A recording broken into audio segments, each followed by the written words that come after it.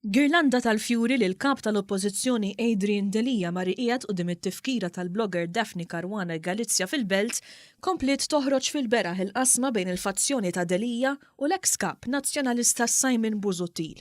Dan wara li grupp mill-fazzjoni ta' Busuttil warrab fil-ġemp il-girlanda li Delija poġġa quddiem it-tifkira li jagħmluha felu is-sena mill-qtil tagħha fil-Belt. Saħansitra għattew il-kliem kap tal-oppożizzjoni minn mal-girlanda bl-aħħar messaġġ tal-blogger li fil-mira tiegħu kien hemm ukoll il-kap nazzjonalista Adrian Delija. Il-kap tal-oppożizzjoni ma ripoġġi l-girlanda ftit sigħat qabel il-manifestazzjoni ta' tlieta fil-għaxija, iżda lanqas kienet leħqet qebet ir-rieħa tal-fjuri li l-girlanda ma spiċċax fit-tarf tal-monument.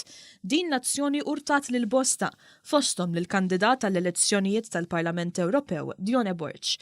Fuq il-profil tiegħu ta' Facebook tella żewġ ritratti li juru l-girlanda mottija bi kliem il-blogger u qal li pubbliku kienet jikkundanna lil dawk li neħħew il-kliem kap tal-oppożizzjoni. Dan wassal għal barax ta' kritika minn nazzjonalisti ta' Delija li esprimew l-għadab tagħhom għal dan il-ġest mill-fazzjoni magħrufa li tagħti l-appoġġ kollu tagħha lil Busuttil.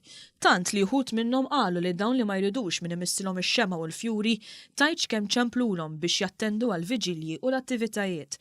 Fost dawn l-eks sindku tar-Rabat Rudolf Grima li stqar li dawn kienu qed jippritkaw il-libertà tal-kelma iżda spiċċaw joħonqu lil dawk li ma jaqblux magħhom. Oħra stqarret illi wara l-ġest ta' Delija ħasset illi kellha tattendi għal manifestazzjoni. Iżda Dlonk lebtet minn fuq il-post wara li semet lill-eks President tal-Moviment Nisa tal-Partit Nazzjonalista Marion Paċaħaxaq tirreferi għal Simon Busuttil bħala kap tal-partit u ma tlissinx kelma dwar Delija. Fl-istess waqt sostnew li dak li seħħ huwa sinjal ċar li n-nies ta' Busuttil ma ridux jaċċettaw l-lid tal-biberija għax l-għana ħari tagħhom hu li jerġgħu jieħdu kontroll tal-Partit Nazzjonalista.